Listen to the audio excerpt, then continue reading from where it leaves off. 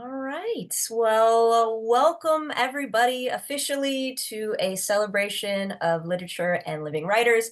I'm Megan Marshall. I'm the director of the Hugh C. Hyde Living Writers series. And tonight we are celebrating National Poetry Month with a dynamic poet scholar who is joining us all the way, as you heard, from Houston, Texas. Even though we are coming to you via Zoom tonight, I do want to acknowledge the Kumeyaay land that we are privileged to inhabit and share here in San Diego. As members of the SDSU community, we acknowledge, respect, and celebrate their legacy. I also want to take a moment to thank those folks who have helped to make this series and this event possible, and that includes all of our friends at Love Library, Markle Tumlin, my fabulous co-host, and Danya Muka Hall, Laurel Bliss, and Rebecca Williamson. I also want to thank the Department of English and Comparative Literature, as well as instructionally related activities for their support of the series. So just a couple reminders, if you are, joining us here, obviously we're back on Zoom, maybe it's been a minute. So please make sure to keep your mic muted during the presentation and know, as I mentioned, that the event is being recorded. If you'd like to view the recording after the event has concluded, in addition to tons of other awesome Living Writers related content, please look for us on YouTube, Hugh C. Hyde Living Writers series. There will be some time for Q&A after the reading portion concludes, so you can feel free to share questions that you may have at that point. You can either put them into the chat or you can use the little hand raise function, and we will get around to as many questions as we have or as we can with the time allotted. All right, it's my pleasure to introduce our featured author. Joshua Burton is a poet and educator. He received his MFA in poetry at Syracuse University. He's a 2019 Tin House Winter Workshop Scholar, a 2019 Juniper Summer Writing Institute Scholarship winner, 2019 Center for African American Poetry and Poetics Fellowship finalist, a 2020 Wisconsin Institute for Writing finalist, and a 2023 Elizabeth George Foundation grant recipient. He also received the honorable mention for the 2018 Toy Derricotte and Cornelius Eady Chapbook Prize. His work can be found in Mississippi Review, Gulf Coast, The Rumpus, Conduit, TriQuarterly, Black Warrior Review, Grist, and Indiana Review. His chapbook, Fracture Anthology, is currently out with Ethel Press, and his first full-length poetry collection, Grace Engine, from which he'll read tonight, was published with the University of Wisconsin Press. Grace Engine is a stunning debut collection that experiments with space, absence, and form. By navigating delicately the tension between shame and accountability, guilt and forgiveness, Burton seeks to uncover how one finds the ability to cope under the most threatening of circumstances.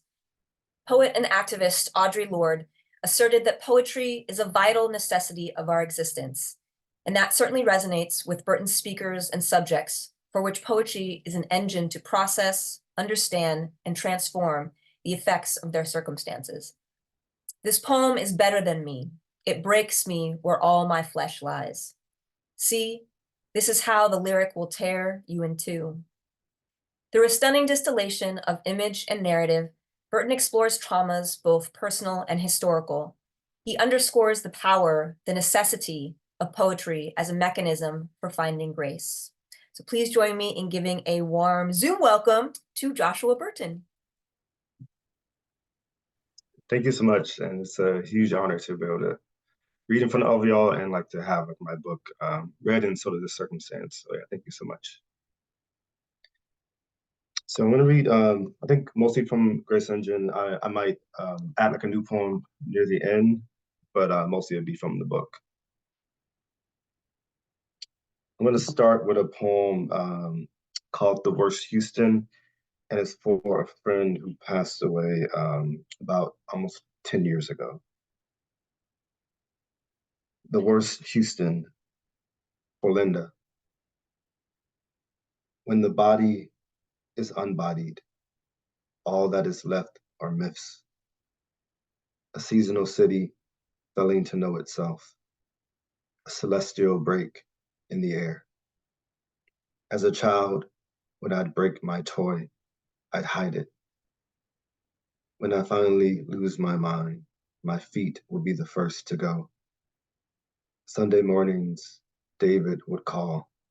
asking me to visit the grave with him, and he's on his way.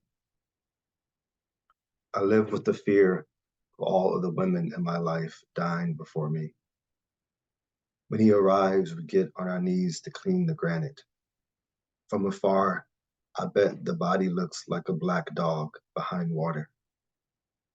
This death is Houston at its very worst, more worse even than at the death of Carl Hampton, that panther who curved like a branch at his end. Back then, my father was watching the Panthers march along Allen Parkway Village.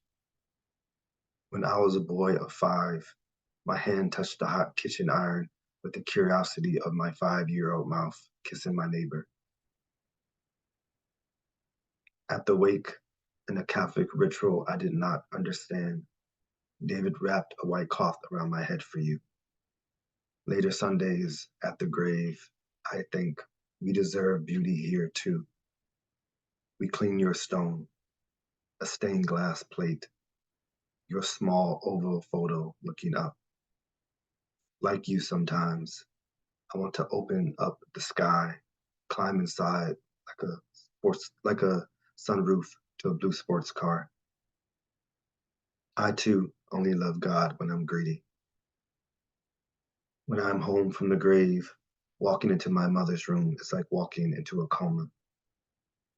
She wants me to wash my feet and doesn't want me touching her. On those Sundays, I usually arrive at the grave a little early, minutes before David, thinking maybe it is too much to talk to you. But I talk to you, saying things like, help me find another word for sympathy, or sorry, and wanting you to say, come to my home, touch my hands, I'll keep whatever you leave.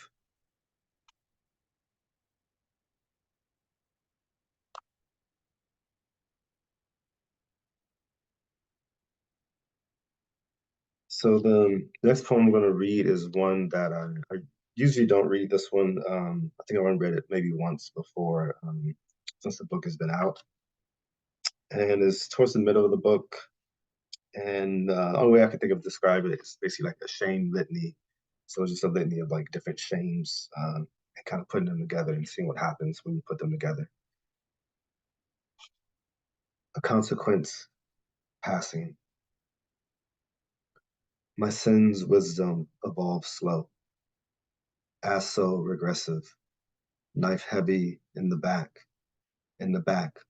seat where I'm part seen and half reflected.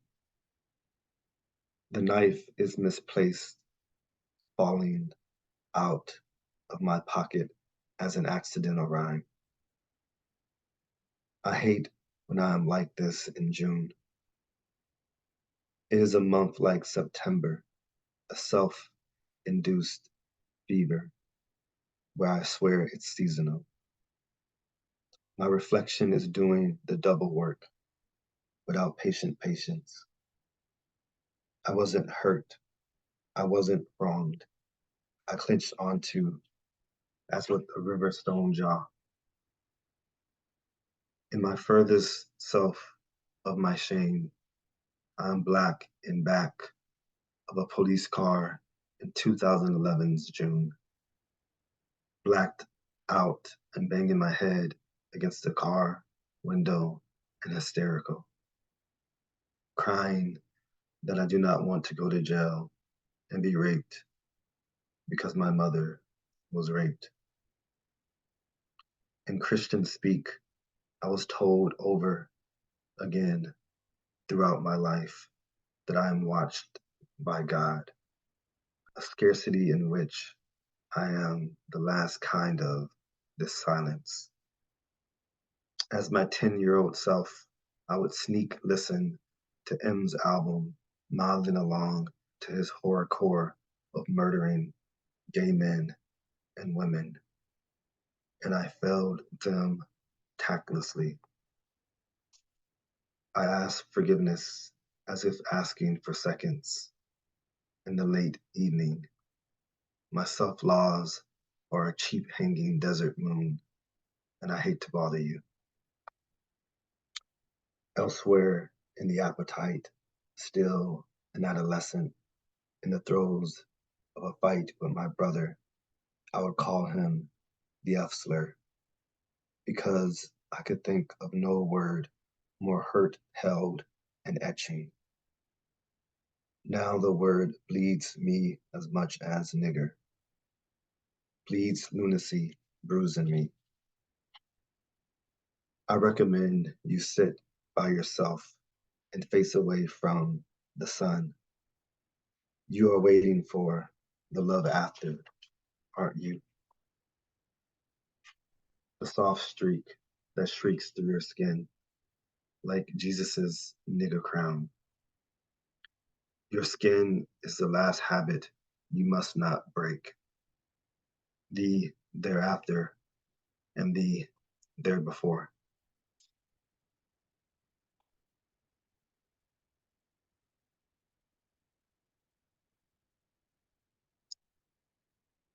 So I'm gonna, next poem I'm gonna read is the title poem of the book, Grist Engine. I love all the dead, both at the moment they unwed themselves of shame, and before that. The two men who think they will never die are two opposing laws, the will to live and the will to live a little longer. In a room in June full of bike parts, empty big lighters, and grease, in takes 10 minutes to open the door, and I'm afraid for him. We are like brothers, like canyons, fulmination between us, all red, all black. My real brother once, while half asleep, put a hot iron against his cheek, thinking it was the phone.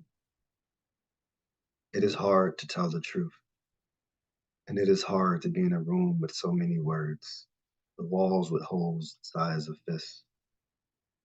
In pulled the pistol from his jeans and placed it in the space between his ear and eye, like creating an extra sense and pointing to it. Once before, he told me if I were to suicide, he would piss on my grave. Again says, there will be a God at the end of me. Asada Shakur says, some people spell God with one O, while others spell it with two. To be in a room like this, full of white ghosts and ropes tied together in little black knots, is the opposite of being anywhere. After I fought the gun away from him, that hinge of metal between my fingers was human animal. Our fingers and the holes in the metal made us whole as a woman before machining out her second life.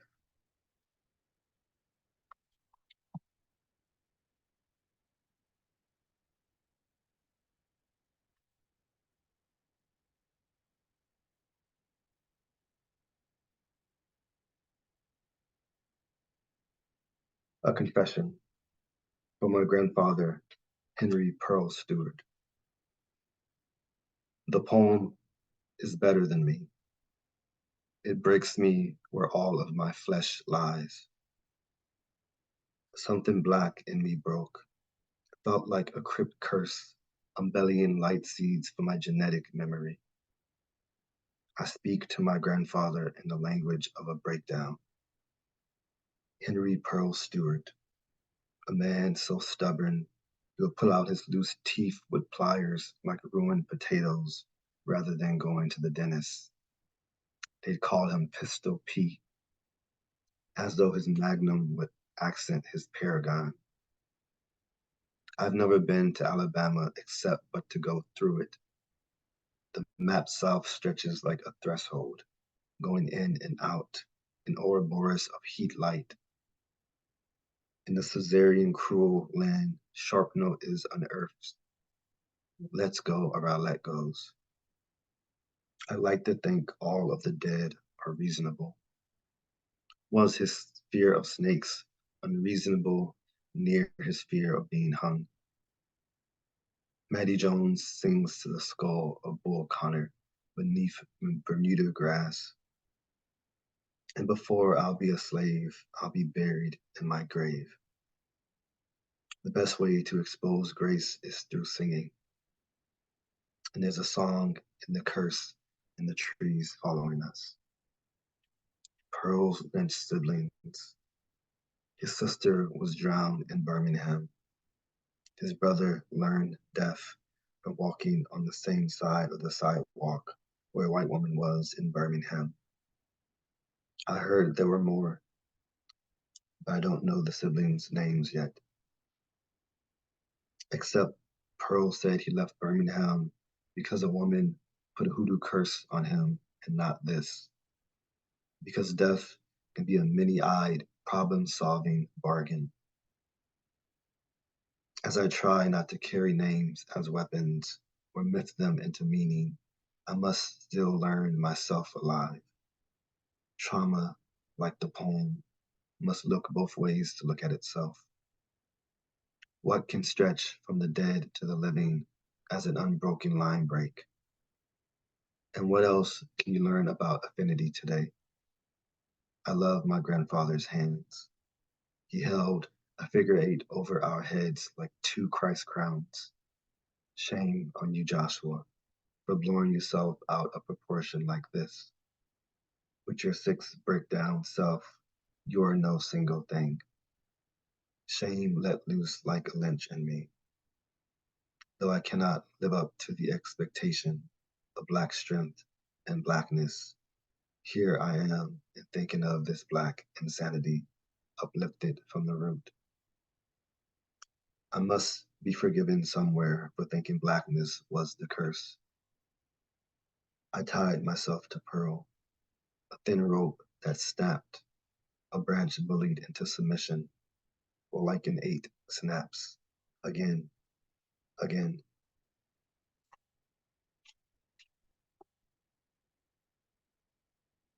I'm going to read one more poem from the book, and I think I will end on a new poem. And this is the final poem of the book. And it references a woman named Mary Turner, and she was lynched in the early 1900s for speaking out against her husband's lynching. So she's referenced in this poem and in other poems in the book. As I grace myself into a rephrasing freedom, us. In the last dream I had of my grandfather, he let me touch his hands like Jesus with something to prove. He might have been in the opposite of place. I say, I'm sorry, like the trees are sorry. Grew God from their tongues, as in to better know the wind's brutal trial. The leaves, like hair, barren, pointed their stalk fingers as to heaven. God must be black for us to pedal in time backwards. Mary Turner might have said, you motherfuckers are wrong to the men who lynched her husband. When I choose to fill my hands with stay here, I know the soul can't bear being in the stomach any longer. It moves like a sprain to our feet. Us too. I've been meaning to tell you why I've always loved myself. In the first dream I'll have after waking from running from myself, my insides will stretch in every direction like a machining vein. Each line as an unbent bar funneling blood and what's beneath blood. I'll say I won't turn back time nor be stripped from negritude, but hold a photo empty as a church, shaking off its ghost speak, white, then not, and reach for that minor God. I am repetition, that frame like a sin, like an ex-slave planting redwood trees, like how the wind from a mouth can coax the flame into living.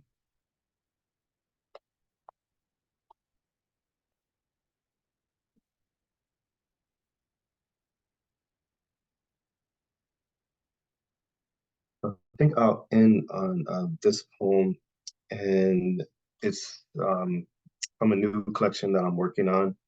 Um, and it's basically about like mythology and trying to create mythologies for relatives and using mythology as a form of giving grace. I think with Grace Engine, the poems try to give grace in different ways, and I think for the new work, I'm sticking to mythology and seeing like what the possibilities can bring about trying to give grace to people by creating myths around them. So a lot of the myths are connected to time travel, but also this other myth I learned from my mother, and that's what this poem kind of talks about. And this is sort of working title of the next collection. And the title of this poem is "The Listening Field." All I ever wanted to be was good. Those who are anointed as holy fail to see constellations as a bone structure. When God is sitting at my bedfoot, I wonder who of us will speak first. When he touches the bones in your feet, he lets you understand time and flip through it like a thin spine picture book. Every year back, I become heavier. I'll point out a place in time where my mother is 12 and is a phantom in a shotgun house. She sits on the floor with scissors and female paper figures, just cut from the newspaper. No one knows her. She is too quiet to know. I sit on the couch near her and try not to frighten her. Clandestine is a sin old as church candy. She is a shell. She is not a poet. She does not like to be touched or to touch things. On a family night walk, when you are a mother, you will pop my hand, your youngest child. You will say, don't point at the stars. They will leave you blind momentarily. You won't get the red out your eyes for days. Has your mother told you the story of the stars yet? I used to believe there was something seemingly reticent in the parables, something you muzzle in the pointing. If you don't look at the stars, they are like unsent letters nudged in the box by your foot to hide under bed. The stars hurt us like God hurts us. Who hurt you, I ask. And with her eyes averted away, she colors the paper doll's face in the brown crayon tip chips. We must take care of our passed down truths. And this is where deep blooding takes us. Our aim is to see through pain. Your father, the grandfather who I did not love, quoted a Bible verse in every other sentence when he got out of prison. Returned home like a newly turned Muslim. He had the hope of an anointed Paul, but he would soon be back to gambling and alcohol.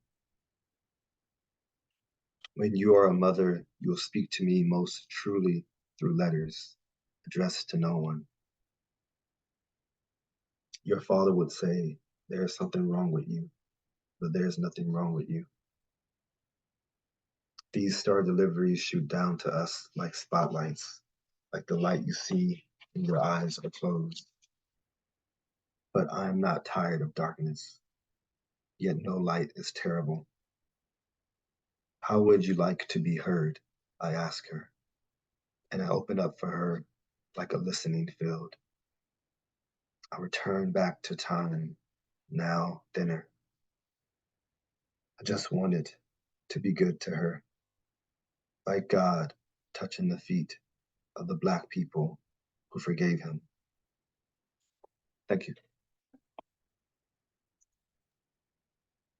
Thank you so much, Joshua. And I know it can be kind of strange reading on Zoom because it's almost like you're reading into like a vacuum.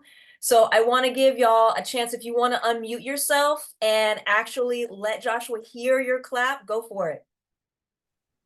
Woo! Yeah. All right, thank you. Y'all Thank you. sound great. So thank you again, Joshua. Great selections from Grace Engine, and it was really lovely to hear a poem from the new collection that you're working on, working with myth making, but also kind of sticking with the idea of giving grace. I'd like to open it up now for some questions. And so again, you're welcome to put a question into the chat, and we'll try to get to as many as we can. Or you can use the little hand raise function, and you can unmute yourself and ask your question. So I see Cicely. Is that a hand up with a question? Oh, that was the hand clap for Oh, Josh. okay. All right. Absolutely. Sorry, I thought it was a hand up, but yes, hand clap. Appreciate your emoji there. Yeah, Derricotte. Nice to see you. Hello, hello. Hey. Joshua, thank you so much for your reading. You can hear me? Yes. Yeah. Okay, yeah. Yeah, as I was listening to you read, like a lot of memories from my past really like flash in front of my mind, and thinking about my experiences growing up and kind of like the histories of my family and things like that. I was wondering about grace. What did you learn about grace and poetry through this collection of poems? Thank you for that question. I think the thing I learned the most was about how to represent people or like show respect towards people in the most honorable ways. So I kind of go through different methods. Early in the book, I think a centerpiece of the book is these three individuals who were lynched: Mary Turner, Laura Nelson, and Jim McElheron. And there's poems early in the book where um, I have poems for them, and I kind of detail what happened to them of the lynchings, sort of as if given like a new sort of description of like what happened to them. And at that time, I kind of felt like telling about what happened to them was the best way to show them grace. And it wasn't until I was in a workshop with Shema Sharif, and she kind of challenged me on like if that was the best method. And and with that, it kind of just changed the entire trajectory of the book and like what I thought possibly of grace was. So I have these giving grace poems in the book where it was addressed to each of these individuals. And then the giving Mary grace, the idea was to just maybe the best way to give people grace is just to give them like an open sort of space to speak and give them like the sort of agency, especially with Mary Turner. She was killed because she spoke out. So the poem is trying to like figure out if the best way to give her grace is to let her speak. So the poem is like a question and response and just kind of leaving a silence for her to exist there.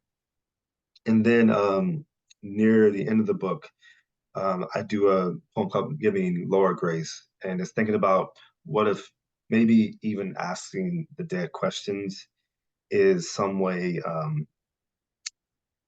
almost trying to get something out of them and almost trying to like expel some sort of like something I guess selfish or something that's like that you want from them. So the giving Laura Grace is just like giving her, just speaking to her, but not expecting any response. Just like thinking maybe the closest I can get to her is just putting my hands in the dirt where she passed. So it's go through explorations of like, I think, I'm not sure if any of these ways that giving grace is right, but it kind of just goes through different methods. So when I do the new work, I'm thinking on, all right, I tried those other methods. I'm just going to think about if I can create mythology as a way to give them this sort of eternal life in these stories. I was like, this might be what I want to focus on now. It's just like another option of like potential ways to give grace for them. Thank you for sharing. Oh, hi Megan, by the way. Hey, Daryl. Hope all is going well. Daryl's a blast from the MFA past. SDSU representing. Oh, who? All right. Thank you again. Great question.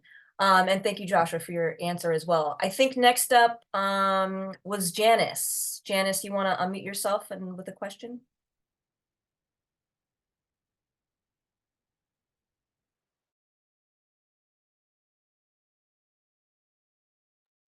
Oh, you're not quite unmuted yet.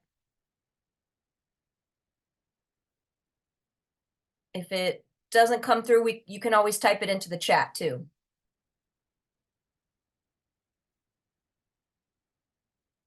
Okay, all right, we'll come back. All right, Demry, I know Demry has a question. Demry, you want to go ahead and ask? Yeah, sure. I'll say about the muting thing. I think if you're the host, you can unmute someone like manually. So just for reference. But for my question, for Joshua, I was curious, how do you balance out the desire to write about like race and personal, possibly traumatic events as a Black person, and like a general audience's sort of tendency to only want like traumatic stories from Black writers? As like a Black writer myself, I find myself kind of struggling with that, struggling between what I want to write and also not wanting to fall into like this pit, I guess, where I'm forced to only write about one thing. So I was curious about your opinions on that. Yeah, that's a really good question. Yeah, I actually think so. Kind of going back to the few poems that detail the individuals who were lynched in the first part of the book.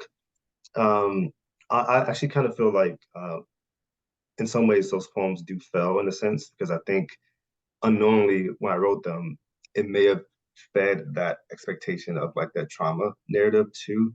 So, and I think starting the book, um, because I think a lot of the book is about like internalized anti-Blackness, which I think once the time I'll start writing the book, I was able to kind of acknowledge that I've had that like most of my life.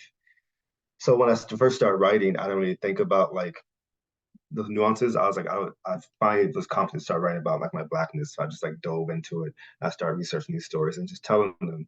And then after sitting with those poems for like a year and then meeting Shema Sharif and getting that feedback, that's when I started to kind of take a step back to see like, oh, there is like that expectation of like what maybe writers, what maybe like white writers may want from Black artists to like repurpose the trauma in different ways. But there's also like the level of like there's that responsibility to not repurpose it for the people who pass as well. I think I think Shama said this in like one of her interviews was that when she tells about like a death, like a violence that happens, she's making the person who had that happen to them relive it. So she's like reanimating it every time.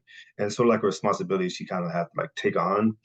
But as it's a heavy burden, but I think knowing that is like one important part. But the other thing is for me is I think um now that I kind of wrote those poems, I'm still proud of those earlier poems, but I don't think I would ever write in that way again of like writing directly about like racial violence in like a graphic way, because of like things that might be like seen on the outside of me, but also just like towards the individuals who it happened to. So I think for now, the ways that I try to do is to, if I were to like conjure up like a name of someone who's had this racial violence happen to them, I think the name itself carries like a connotation to it that the name um, is the violence is sort of suggested around it. So you can still conjure these people, you can still speak about these people, and still kind of tell what happened to them, but maybe not in a more direct way.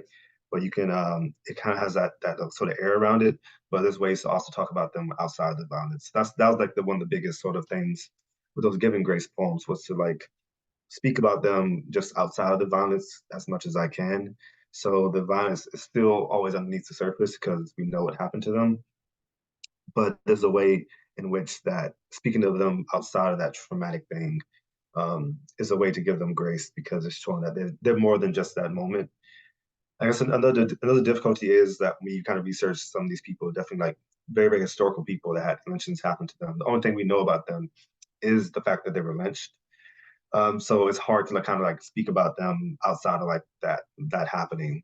But that's sort of like the struggle of like kind of future poems I've been writing, trying to figure out if I just know that they were lynched, or I just know that this violence happened to them, how do I still conjure them and like write about them in a way that feels honest, but can also be respectful. So it's a constant struggle, I think, but it's also like I think there's like so the pit holes you can try to avoid kind of falling into by trying to center the individuals that are conjured up in the poems. Thank you so much. Thank you, Demery. Wonderful question. And I think, Joshua, in your response, I'm thinking about one of the first epigraph that you have in the collection from Sonia Sanchez, right? The "Do not speak to me of martyrdom." Do you feel as though then the kind of second half then is a way to move beyond the idea of martyrdom and sort of like answering some of the questions posed in the poems, or those portrayals, I guess, given in the first half of the section, or the first Yeah, half of the collection? yeah, definitely. Yeah, the first section is titled I, and then the second section is titled We. So I think a part of that martyrdom that I think those earlier poems, some of those earlier poems was unknowingly making the victims of lynchings into martyrs in the sense that I'm using them for these poems. I'm trying to convey something by sort of talking about these lynchings. So, and unknowingly, I think I did turn them to martyrs. I think that's sort of a thing that happens a lot in society of like individuals who die of these sort of horrific things. I don't think the intention is to make them martyrs, but I do think eventually they just become martyrs and they sort of lose their name. It's like um, it's like their name become more of a symbol and they become more of a symbol rather than an individual. So I think the we is trying to think of like the collective we, collective like we of like Black people. And if I'm not centering myself, that means I'm not going to make them into martyrs. I'm going to think of them as like full individuals. At least that's the attempt, is to try to give them agency in that way. So I'm thinking about that a lot, like towards the second half of the book. Thank you. So Janice's question was about your writing practice. If you could maybe talk to us a little bit about what that looks like for you. Yeah, it's kind of chaotic. It's usually just like um, compiling just like notes. There's so many notes apps of just like lines and ideas. And then I think there's a podcast called Commonplace with Rachel Zucker, and there's an episode with Nelly Diaz and Roger Reeves, and they're having a conversation if they're like poem poets, like book poets. And I think maybe ultimately like a book poet, I think I have like sort of big ideas in mind. So so I kind of take it poem at a time, but I have like just a list of ideas of what I think the next book will look like. And then once I decide I'm ready to attempt to write a poem, I just kind of go into that long list of notes and just try to make sense of stuff. So it's like it's almost like a weird puzzle. And for the most part, they always come together. So it does feel ultimately like the spiritual thing that's outside of me that's helping me kind of guide these ideas, because a lot of times, at least sometimes, the idea I had originally, the poem kind of takes a completely different turn. So it feels like kind of a chaotic way of writing, but usually it's just like I'm not the type of writer that can just sit down. It's like I'm going to write a poem and just write that poem. It takes like a lot of chipping away and like pulling stuff and like um, getting sparks and all these other different things. So yeah, it takes but it's also a very slow process as well for me. I'm curious to know, what made you want to stick with the idea of grace as a conceit? Did you always have, like you said, you're thinking in terms of like being a book poet where you have these ideas, these projects in mind. Was it always going to be another a follow-up? Yeah, yeah, my yeah, early on, like when I was writing poetry, I kept thinking of the word grace and trying to use it even before my chapbook. So like when I was in grad school, like in not in grad school, in undergrad, like 2012 through like 2015, I was thinking about the word grace and like and what those poems would look like. But then I started writing the chapbook and I kind of pushed that to the side. But I think grace has always stuck with me because I had like an obsession with Jeff Buckley when I was younger, and just like and he would like talk about it in interesting ways. I think growing up in the church and also like the connection to Jeff Buckley, I think just the word just like clicked in my head for some reason. So when I started actually writing poems towards Grace Engine, I had a poem, the title poem, which is called Grace Engine. It was going to be titled something else. It's going to be called Grace in June, that poem. And then in workshop, the professor misheard Grace Engine. And then once, as soon as he said it, it just started going in my head. It's like, wow, this book has to be called Grace Engine. I started not just the poem, but the entire book. So, but I was like playing with other Grace titles. But once he said that, it was just like, oh, I knew that that was like something that I had to latch on to. What a great serendipitous moment, because I think Grace Engine is a beautiful title. Thank you. And love Jeff Buckley too. Okay, I think Rosalind and Will, watch party over there. I know y'all have a question. Hi, yeah, watch party. Hello.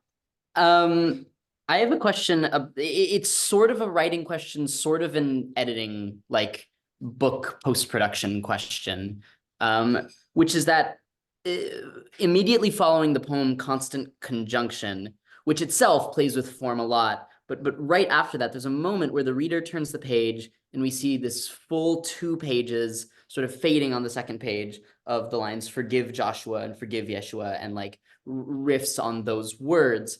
And it's a really striking moment. Like turning the page there takes my breath away, because you get hit with this full page of this repeating sentiment. And I'm wondering when that got developed, because that feels like, that's obviously not a regular poem you would bring to workshop, or maybe it is, I don't know. But it feels like the type of thing that would get added into the book sort of later in production. But it's a really striking moment. I was hoping you could talk about that a little bit. Yeah, definitely. Yeah, I'm gonna pull it up actually, because I haven't kind of returned to this poem in a while either, because I'm not even also not entirely sure if it's a poem. I'm still like not entirely sure how to view it, but yeah, I think it was visually, it was like things that I was reading. In Don't Call Us Dead, there's this poem. I can't remember the name of it, but yeah, it was with Denez Smith, and they have a poem about like, I guess, contracting HIV, and it's like basically like it's like his blood, my blood, and it's like stamped all over the page. It's like really powerful, and it's just really stuck with me. And I think visually that just like, I thought it was so interesting to like have that moment in their book. So I think it's sort of it's borrowed a little bit off of that, but I think thinking of structure, sometimes in the book I try to like give breath after like heavy poems. But I think in this part of the book, it's sort of like, I just think the few poems that's around it too is like more experimental. I think it's like I was just kind of experimenting towards the end of the book. But that poem is sort of like this obsessive sort of thing that I think I was just playing with the page, and I'm not even sure how it started, but I just always been interested in the Joshua, Yeshua, Yehoshua sort of like back and forth, because when I researched the history of the name, they would have like different connotations and different names for it. So yeah, so I think it was just thinking about just like the overall sort of like air of the book, of like this idea of like having shame and then being forgiven, or who's like gonna forgive you in these different instances. So yeah, I can't remember exactly when I wrote it. I know it was like towards the second half of writing the book, but I can't remember the full story about like what kind of prompted. But I knew I was like near the end. I think I was just wanting to experiment. And I was thinking of like space, and I think the way they fills up space really stood out to me in the book. Cool, thank you. Since we're kind of on in this vein, I was wondering if you could talk a little bit more just about how you play with structure and sound. I mean, I'm thinking of the poem we were just discussing, right? A Constant Conjunction. Even the one that comes before that, to those who think I won't set this country afire with me still in it.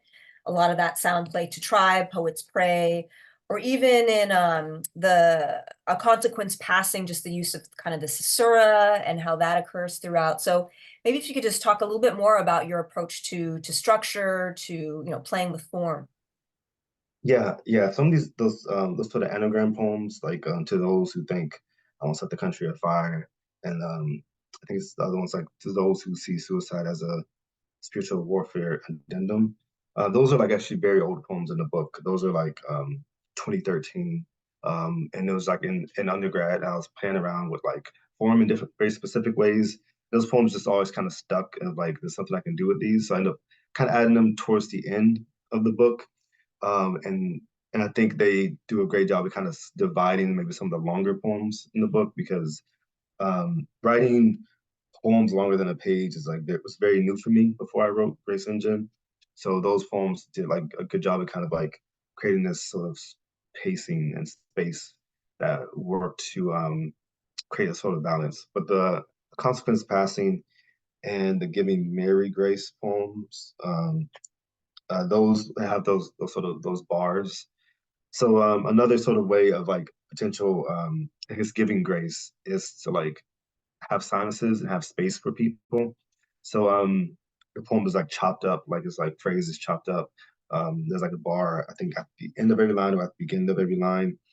So the idea of that poem was like if I almost like a prayer of like if I'm going to ask for forgiveness for like shames, I maybe need to like create space to give myself some sort of grace, and then it goes to the Mary Turner, which I'm creating space to give her grace or like offer her time to speak. So it was just thinking of ways because I was just thinking about is there new ways to create space?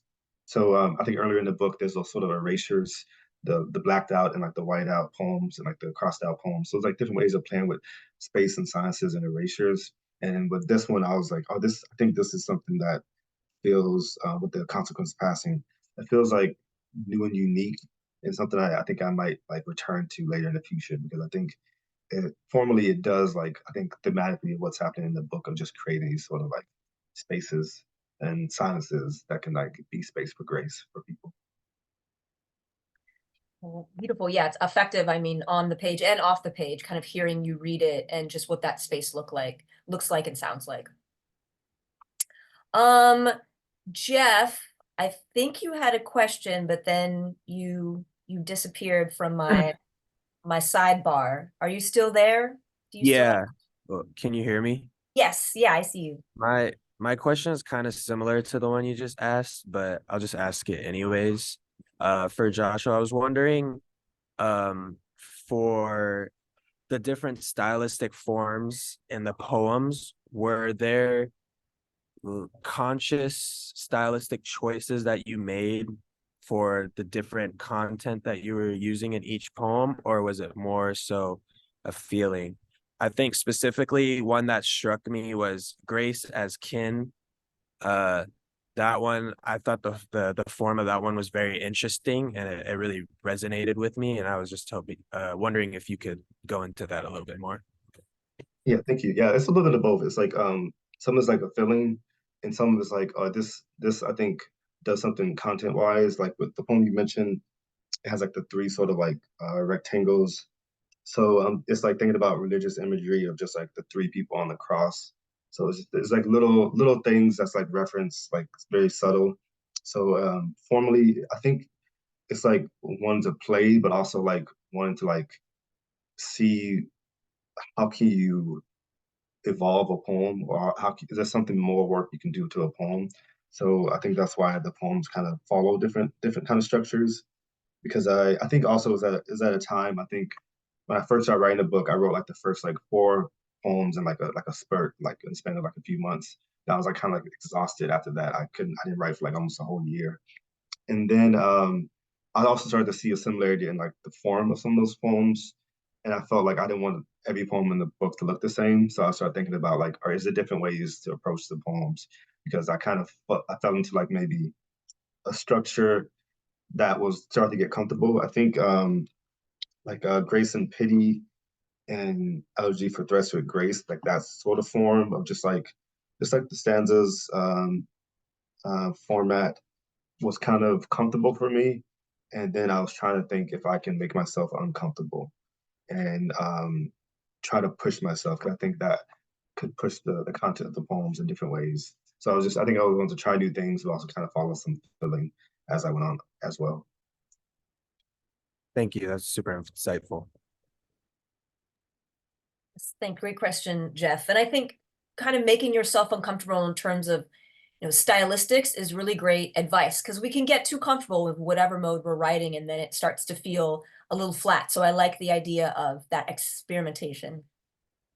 Yeah, a lot of the book is like trying to make myself uncomfortable. I think definitely the second poem I read, the consequence passing was just like, I'm gonna just put the most embarrassing and shameful things in the poem and just like, so that's why it's hard to read sometimes.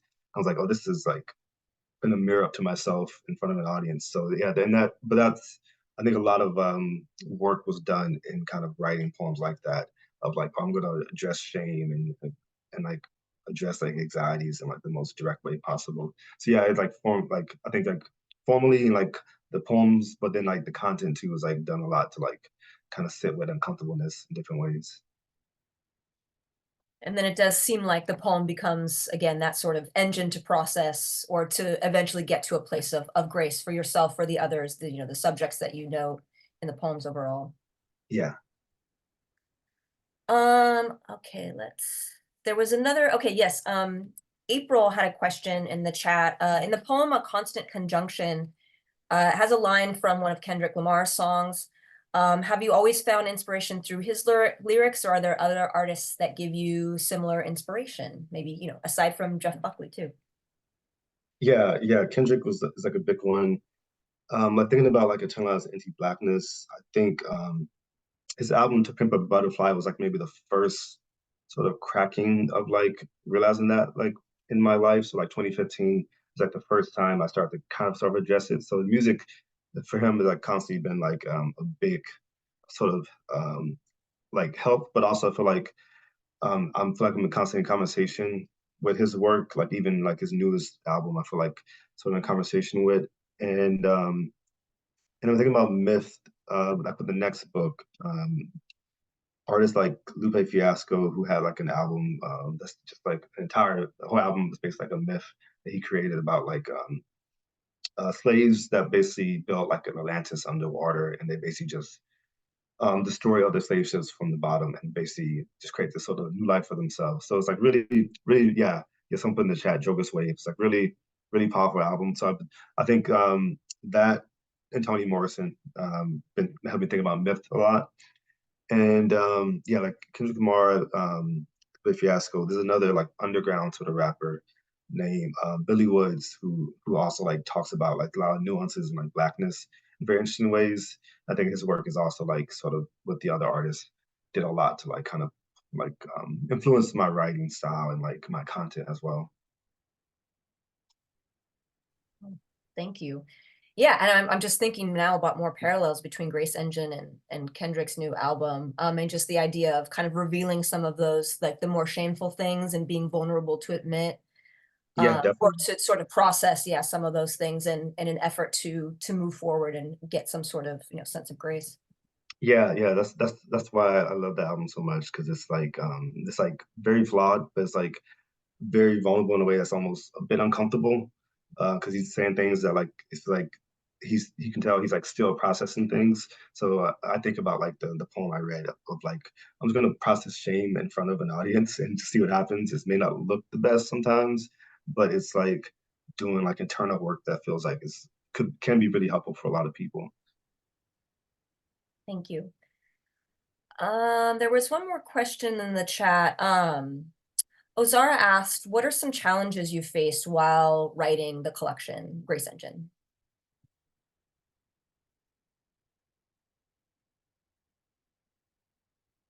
Oh, wait, somehow you got, Yeah, sorry. oh, there you Yeah, go.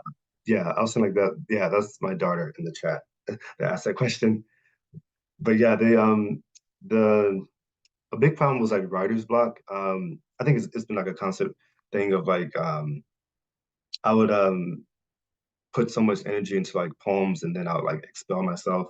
And then I would feel like, oh, I don't know if I'm gonna keep writing or keep up with this collection. So after like those first four poems, which are like some of the key poems in the first half of the book, I was just like burnt out. And I was like, I feel like I've said everything I could say. And I was to the point where I was like, this is just like a chapbook. These like four poems, these like 12 pages. I was like, I don't know if I can write more. I feel like I've done so much work with those poems. So I sat with those poems for almost like a year. So I started writing some more stuff. So yeah, it's just like the poems were very draining they took a lot out of me, but I think also there's a lot of healing that came with that. So I think I just need like time to process a lot of those things. So part of me feels like I could have continued writing Grace Engine for years. But I think there's like I think my future work is just gonna be in conversation with it still. But yeah, just being able to like finally get those poems out, but just having that exhaustion and just like that being drained afterwards was like a big thing that I had to kind of almost get used to and just be okay with. Because the poems are gonna come when they come. But yeah, it's giving myself, I guess, some grace and like just how to like be patient with myself. Well, yeah, I noticed the last name, but I didn't want to assume. That's amazing that your daughter showed up to your reading. What a beautiful blessing too. All right, so I mean we're getting to the end of our time limit here. I don't want us to turn into, you know, Zoom pumpkins, but Joshua, I was wondering if you could conclude.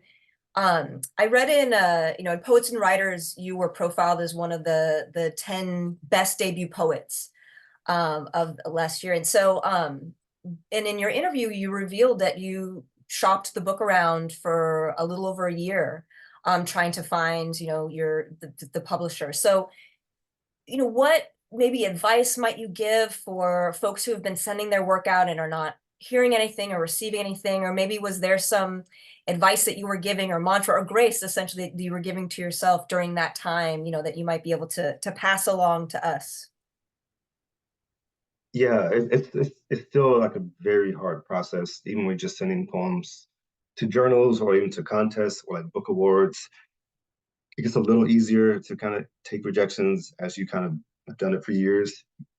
Because like with the chapbook, it took like 4 years of trying to get it published as a full length, and then I just like decided to like push it down to a chapbook, remove a few poems, and then just kind of release it that way. So yeah, the process is very hard, but I think the thing I've come to kind of accept is that it's all about just finding the right reader.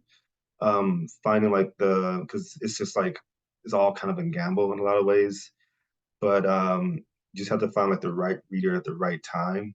So it's a lot of it's kind of a bit luck of finding that, because sometimes you may like you have this dream press, but then the people who are reading may not like be attached to your work as this other press that you may like, but not be like their top choice or something like that. So just maybe being a little bit more open in some ways, but also just kind of do your best to not take it too personal, because having your group of friends or your people that you show your work to is like the best thing you really have.